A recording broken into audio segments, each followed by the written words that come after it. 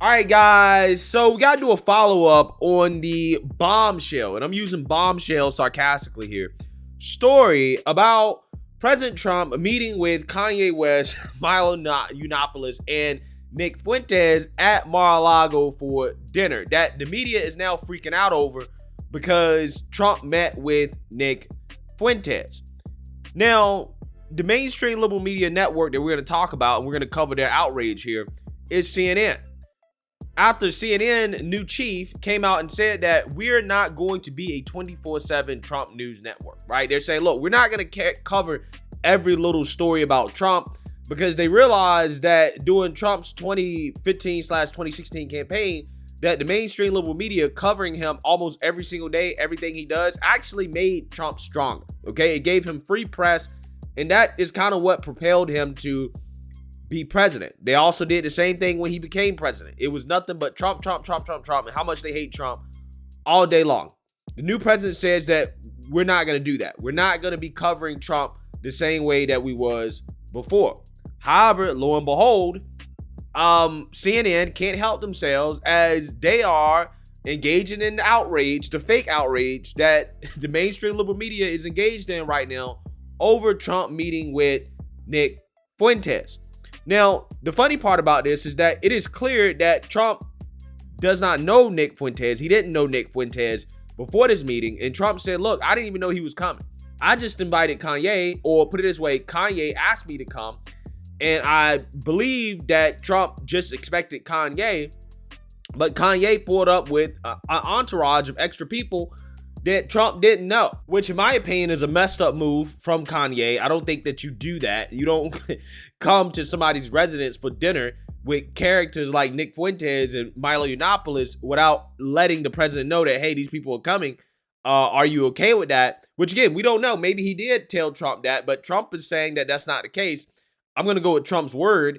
That's not cool. Okay.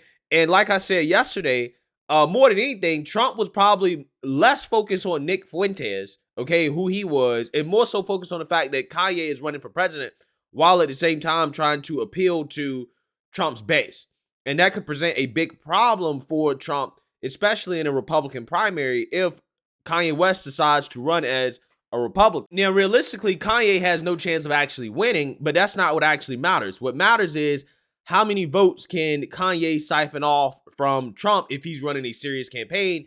He hired Trump's former campaign advisor back from 2016.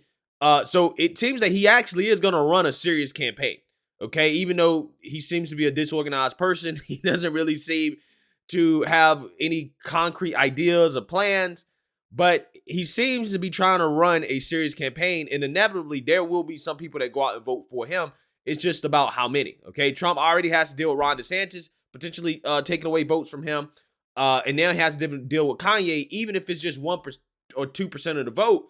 If we're talking about a state that's 50-50 DeSantis, 50-50 Trump, which there will be states out there like that, that can be a big deal. Okay, that could swing the outcome of the primaries, right? So Trump basically came out and stated exactly what I thought his main concern would be during this meeting, which is that Kanye should not run for president, right? He went on Truth Social and said, Ye, formerly known as Kanye West, was asking me for advice concerning some of his difficulties, in particular having to do with his business. We also discussed to a lesser extent politics, where I told him he should definitely not run for president. Any voters you may have should vote for Trump. Ding, ding, ding, ding, ding. I'm telling you, that probably was Trump's primary concern over anything else during that whole meeting. Anyway, we got along great. He expressed no anti-Semitism. I appreciated all of the nice things he said about me on Tucker Carlson. Why wouldn't I agree to meet? Also, I didn't know Nick Fuentes. So, again, here's the thing. It's funny because the mainstream liberal media is going to focus on the fact that Trump met with Nick Fuentes, who, you know, they characterize as a white supremacist, as a white nationalist, as anti-Semitic, yada, yada, yada, right? They're going to focus on that. Even though Trump clearly doesn't know the guy, from all reporting that we have on this, it's clear that Trump doesn't know the guy.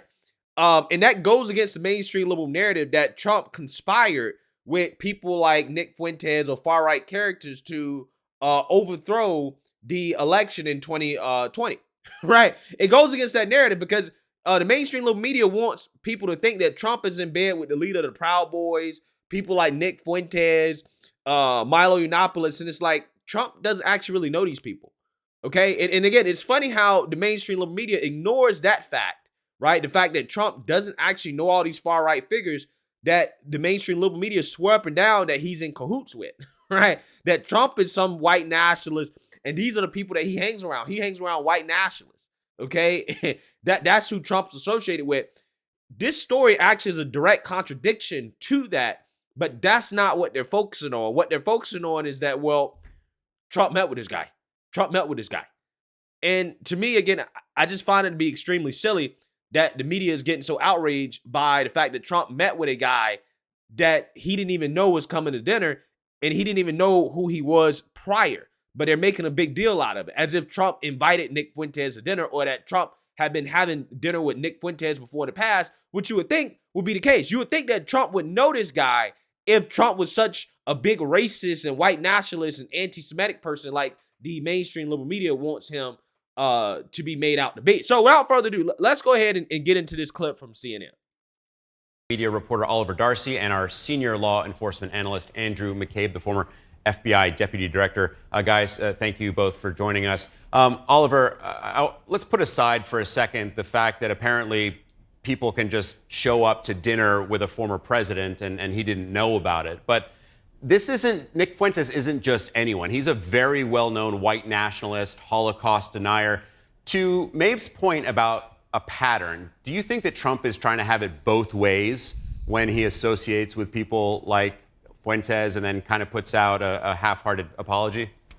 Yeah, I think it stretches credibility to say that he didn't know who this was. I mean, Nick Fuentes is a pretty prominent individual in the far-right fever swamp that Donald Trump frequents these days. And so I find it hard to believe that he or his advisors didn't know ahead of time that who this was. And I also find it hard to believe during dinner that it didn't become quite clear how radical Fuentes is. I mean, this is a very vocal person when it comes to expressing extremist ideology. He was out there praising the Taliban, for instance, for taking over Afghanistan, saying it was a positive development in the world because he finds their Christian conservative worldview to be something that to aspire to. So, Christian conservative worldview, right? The Taliban is not Christian, okay? Not last time I checked, they're Muslim. But again, this guy, he's clearly a hack, okay? He says, well, I find it hard to believe that Trump didn't know Nick Fuentes. He's a well-known white nationalist. Well, I can tell you, most of America, they don't know who Nick Fuentes is. Most of America have no clue who the guy is. He's some 23-year-old, 24-year-old kid that clearly, in my opinion, is not a real serious person, okay? I don't think he's actually really as dangerous as these people are making him out to be, and I'm going to tell you why, okay? Because as a black person, I would much rather deal with people like Nick Fuentes than for, say, somebody like Joe Biden. And the reason why is because Nick Fuentes, I know exactly what he believes. I know exactly what he believes. I know exactly how he feels. And I can deal with that, right? I can deal with somebody that clearly doesn't like black people. He's racist, and hey, I can deal with that. And in fact, I actually respect the fact that he comes out here and states how he feels clearly so that we all know, right? I can deal with somebody like that. What I can't deal with is somebody like Joe Biden, who, pretends that nowadays he's a race crusader, even though every now and then he says a whole bunch of, things that people can deem as racist. He has a history of hanging out with people in the KKK, which, CNN is not going to talk about that, right? He was friends with, a guy that was a original founder of a KKK chapter, okay? Gave a eulogy at his funeral. Joe Biden also was responsible for giving very, very, very passionate speeches about how you got to lock up black folks, right?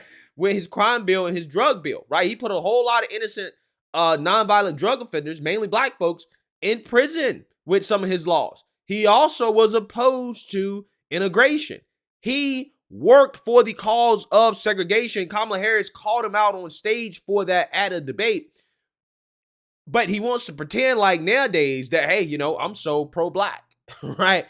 I'm so against racism. And it's like, nah, bro, clearly based off the things that you say, you do still hold some of these views. But again, I'm just saying, it's much harder for me to deal with somebody like Joe Biden, who hides his true feelings, rather than somebody like Nick Fuentes, who's upfront about his feelings, right? But to me, Nick Fuentes, like, clearly is not a serious person, okay? He has a very niche audience of people that follow him. Most people don't know him. Actually, a lot of people in the conservative space hate him, okay, for a lot of his views. I don't even think it's fair to even associate him with the conservative movement, to be quite honest with you. But people do. And I mean, in my opinion, CNN is actually making Nick Fuentes more of a household name than Trump. Because if this guy is so dangerous as they claim he is, then they probably would just not cover this story, because the story is not a real story, right? Outside the fact that, again, I think that Kanye running for president and trying to appeal to people that Trump appeals to, I think that's a bigger story than Nick Fuentes actually being at Mar-a-Lago to meet Trump, especially considering the fact that Nick Fuentes showed up uninvited and Trump didn't know who he was. So why make a big deal out of this and put Nick Fuentes' name out there in the mainstream media for everybody to hear about and to see, and for people to potentially go and find him and start listening to all the horrible, dangerous things that he says that could possibly influence people? Again, this is the same network that claimed they would stop covering Trump 24/7, right? We're not going to be the Trump News Network anymore. Covering stories like this that, again, in my opinion, it's just silly. It's a very silly thing.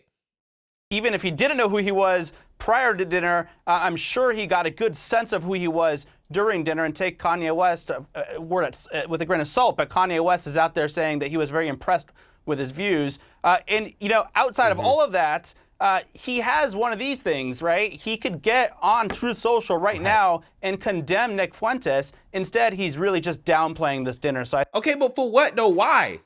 I mean, these people always do this. It really bothers me when people do this. You must come out here and apologize. You must condemn this person.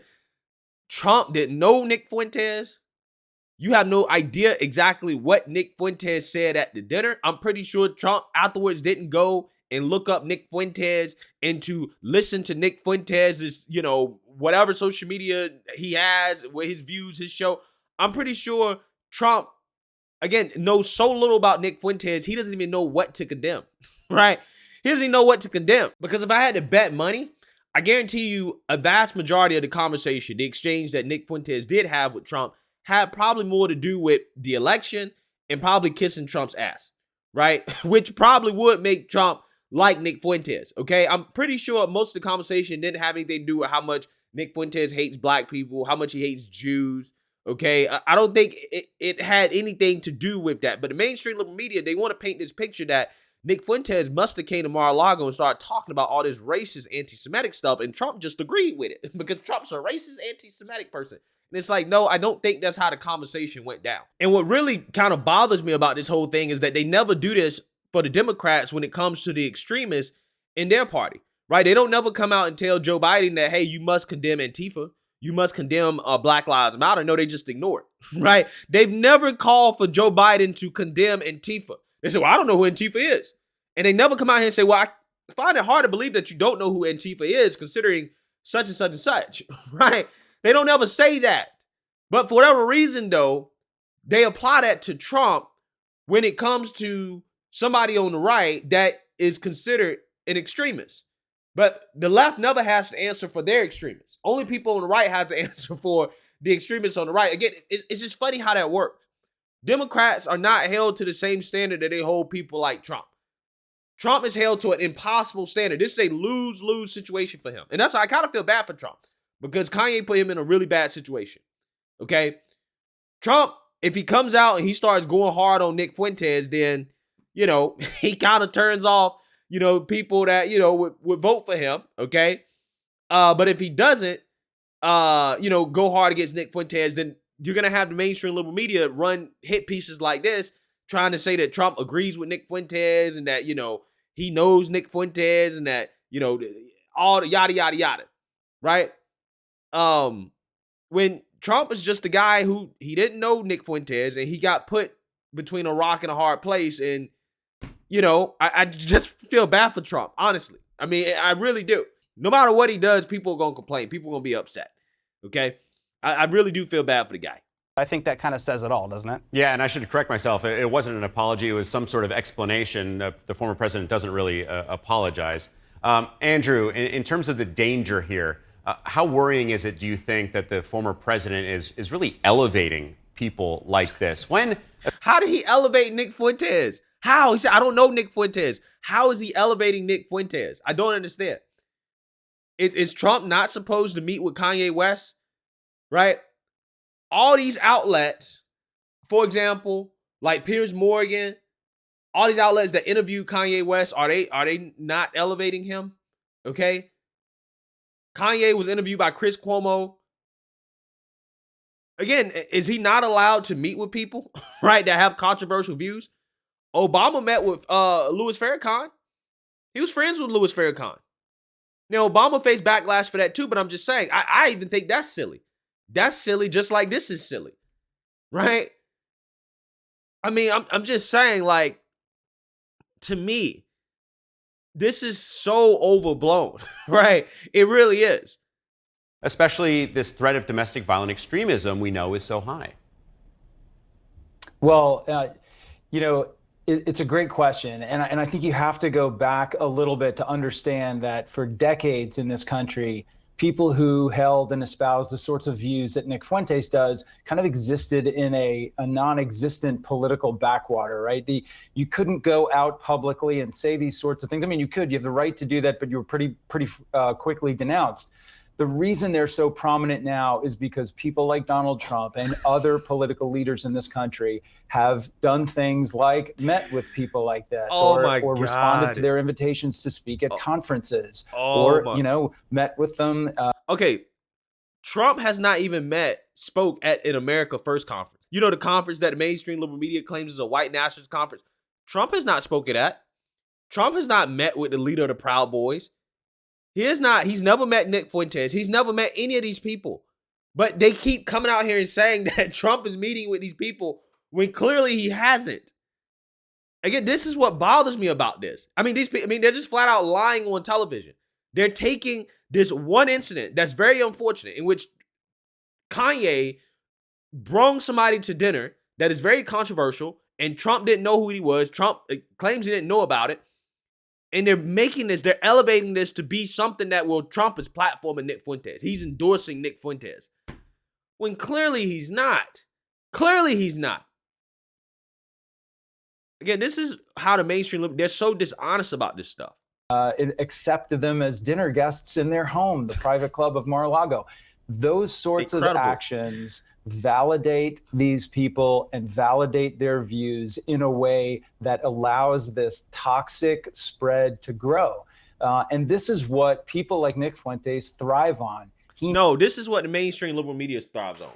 This is what y'all thrive on, right?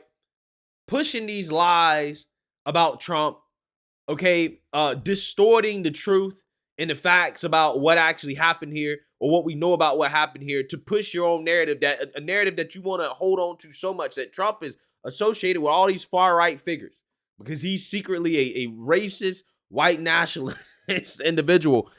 And again, it's just funny to me, right? CNN can't help themselves after claiming we're going to change, we're going to be more neutral. We're not going to cover Trump 24/7 in every little Trump story. They can't help themselves. They're covering this little silly story right here, and they can't help but to go back to their Trump derangement syndrome roots that they thrived on ever since Trump announced that he was running for president. They can't help it. They really can't help it.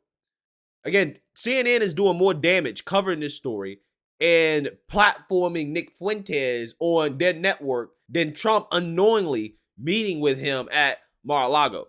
Let me know what you guys think. Make sure you like, comment, and subscribe. Most importantly, share a Black conservative perspective.